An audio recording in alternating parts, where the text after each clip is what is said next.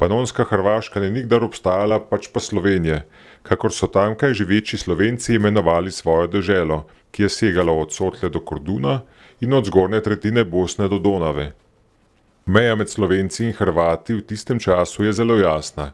Stara prestolnica je Sisek, Leta 1564 je zelo jasno, da Zagreb ni hrvaški, pač pa da spada v Slovenije.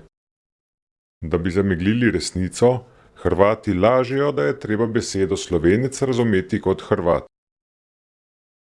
Eden od mnogih zgodovinskih dokazov iz leta 1564 govori: Ovo leto gospod Drašković Juraj na Zagrebečku biskupiju dojde na Slovenije. Opevano hrvaško-slovenski kmečki upor je sodobni umotvor. Ker so takrat v Zagrebu in vse do Plitvic v Slovenijah živeli Slovenci, tudi slovensko-hrvaškega upora ni moglo biti, saj Hrvatov tam ni bilo. Matija Gubec, Slovenec, je bil vodja izključno slovenskega upora. Leta 1573 je zagrebški kanonik in pisec teh vrstic iz prve roke spremljal upor ter napisal v slovenskem jeziku, ki se je takrat govoril v Slovenijah, to je v slovenskem panonskem narečju, ki je še po več kot 400 letih skoraj enak prleško-prekmurskemu govoru. Kmeti na Slovenijah stali, izdignuli se bili proti svoje gospode i plemenitim ljudem, kotere posekuše, obesiše, pomoriše i ostale na pokornost dopelaše.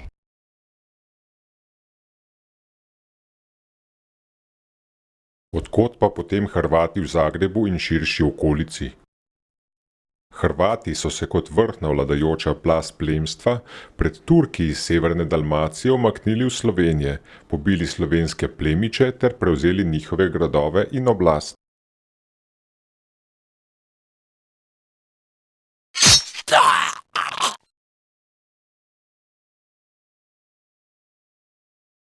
Avstrijci v loku od Save do severne Dalmacije na novo osvojenih ozemljih ustanovijo vojno krajino. Vanjo leta 1689 naselijo 200 tisoč Srbov, kar bi pri današnji gostoti prebivalstva odgovarjalo 700 tisoč ljudem. Pomešali so se Slovenci in spremenili njihov jezik, kulturo ter gensko sliko. Srbski uskoki opravljajo enako funkcijo kakor nekdaj Hrvati v Karantaniji. Hrvati konec 16. stoletja, včasih Primoža Trubarja, okupirajo Čabersko krajino.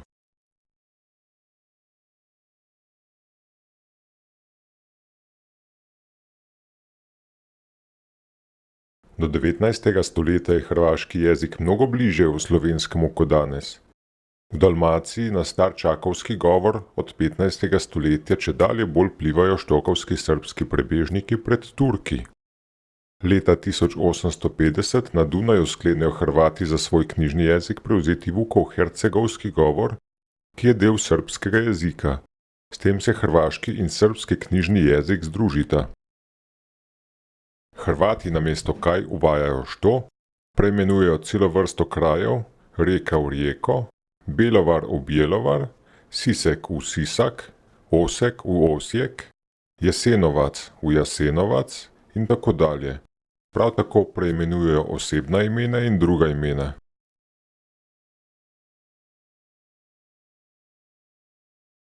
Hrvati skušajo večkrat siliti Slovencem in drugim ilirizem oziroma njihovo hercegovanščino. Cela vrsta zaslepljenih Slovencev zavestno uničuje slovenski jezik. Najbolj bolestna sta bila Stanko Vraz in kasneje Josip Jurčič, ki je ves vročičen želel uvesti hrvaško slovnico in slovar, slovensko pa uničiti. Danes se to v knjižni slovenščini močno pozna. Njihovo uničevalno delo so nadaljevali mnogi Slovenci. V času komunističnega terorja Jože Toporišič, ki je potvoril slovenska izgovorna pravila, kar je precedens v tisočletni zgodovini slovenskega jezika.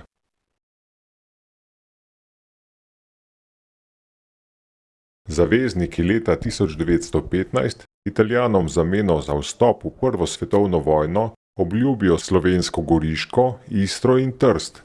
Wilson po koncu vojne izpodbija Londonski pakt Toda Velika Britanija, Francija in kraljevina Srbija hinavsko podprejo Italijo kljub katastrofalnim posledicam za Slovence. Po prvi svetovni vojni Srbi, slovenski politiki so mislili, da rešitelji, za hrbti Slovencev prepustijo Italijanom še dodatna slovenska ozemlja v zameno za italijansko Dalmacijo. Do kompenzacije pa ni prišlo v celoti, namesto tega Italijani zasedejo Reko, strateško pristanišče.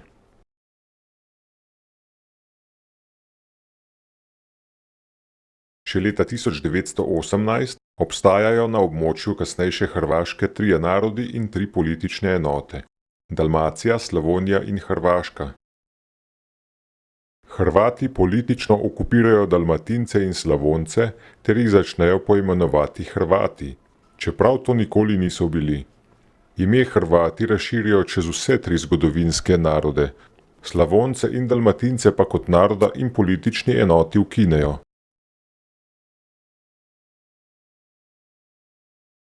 Medmurje, ki je naseljeno s Slovenci, pripada slovenski oblasti do leta 1929, ko Hrvati pri Srbih dosežejo, da Medmurje odrežejo od slovenskega naroda in ga anektirajo Hrvaški.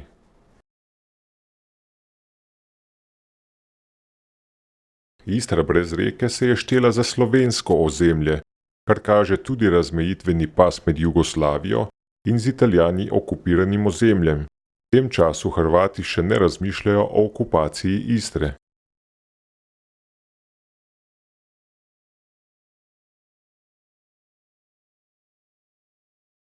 Hrvati po stalnih konfliktih s Srbi in celo streljanju v beograjskem parlamentu leta 1939 izsilijo ustanovitev Banovine Hrvaške, ki je dejansko notranja samostojna država.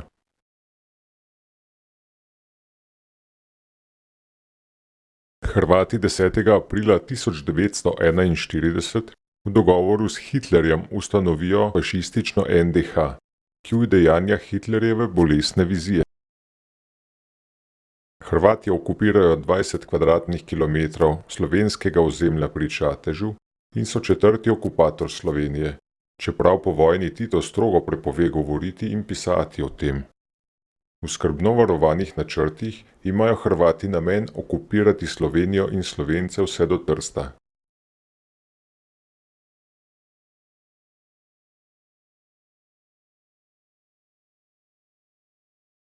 V partizanskih bojih proti fašizmu so zelo redki Hrvati iz NDH.